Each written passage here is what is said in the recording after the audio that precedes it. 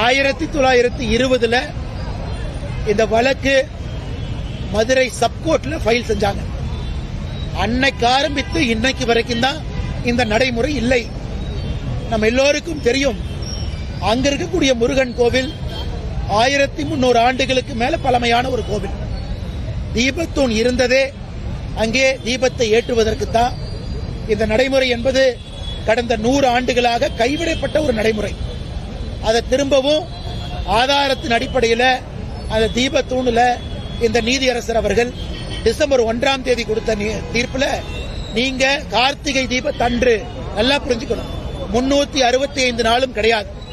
கார்த்திகை தீபத்தன்று வருஷத்துக்கு ஒரு முறை கூட ஒரு பக்தர்கள் அங்க போய் தீபத்தை ஏற்ற முடியலனா அந்த பக்தர்களுக்கு நடக்கக்கூடிய மிகப்பெரிய அநியாயமாக இந்த நீதியரசர் தீர்ப்பு கொடுத்திருக்கிறாங்க.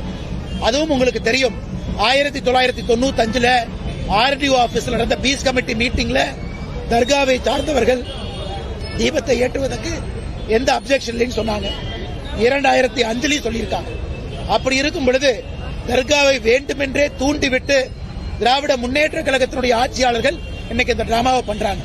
டிசம்பர் 1ஆம் தேதி தீர்ப்பு கொடுத்த பொழுது 2ஆம் தேதி தர்கா அப்பீல் போல 3ஆம் தேதியும் தர்கா வரல. 4ஆம் தேதிக்கு மேலதான் திமுக தூண்டி விட்டு தர்காவை கூட்டு வந்திருக்கிறாங்க. இது மக்கள் எல்லோருக்குமே இந்த உண்மை தெரியும்.